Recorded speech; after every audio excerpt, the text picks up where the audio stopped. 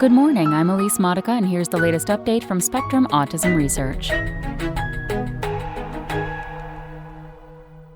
Protein Atlas doubles number of known interactions in mice, by Nico McCarty. A new atlas catalogs more than 125,000 protein-protein interactions across brain and 6 other kinds of tissue in mice, more than doubling the number previously known. The dataset, described in Cell in July, may prove useful to autism researchers aiming to understand which proteins talk to each other and how those interactions differ across tissue from various parts of the mouse.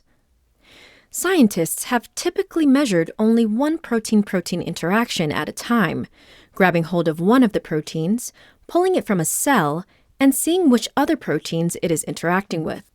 But that method is slow and laborious, says study investigator Leonard Foster, professor of biochemistry at the University of British Columbia in Vancouver, such that doing 5,000 proteins is 5,000 times more work than doing one. To create the new atlas, Foster and his colleagues used a method called protein correlation profiling, stable isotope labeling of mammals that can measure thousands of molecular interactions at once. The team's full dataset is available in the paper's supplemental information and online. And researchers can also query specific proteins through a web application.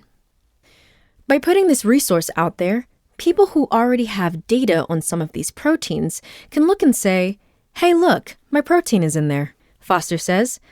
And now, suddenly, things make sense because this protein might be interacting with this other protein that they hadn't thought of before. Protein goldmine.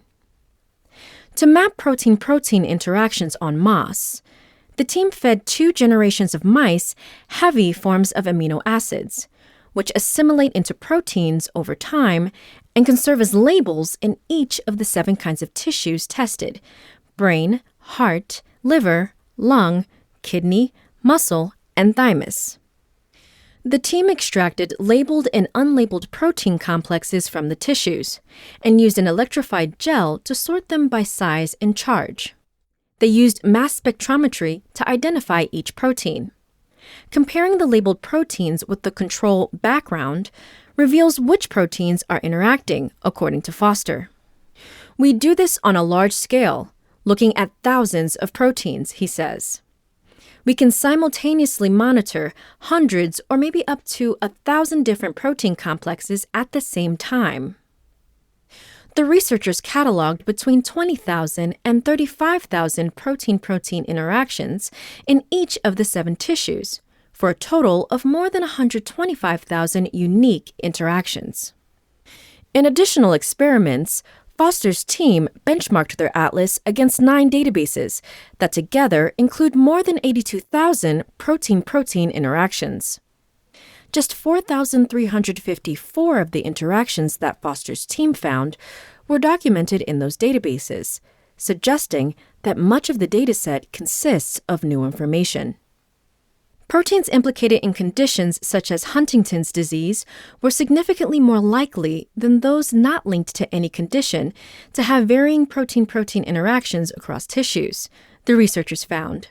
In other words, disease-linked proteins change their interaction partners, or whom they talk to, from one kind of tissue to the next. These tissue-specific communication networks could explain why some diseases manifest only in specific body parts, the authors say, even though mutations in germline cells, such as eggs and sperm, can disrupt a protein throughout the body. Foster says he plans to evaluate how a genetic mutation in, say, an autism-linked gene can change the encoded protein's interactions with other proteins in a cell. If you really drill into the data, there are interactions between proteins that seem to be involved in various neuronal disorders that nobody has reported before, he says. We really feel it's a bit of a goldmine here. But it's a goldmine with many, many different tunnels, and it's not even clear where you should start. That's all for today. Check back on Wednesday for more content from Spectrum Autism Research or go to spectrumnews.org.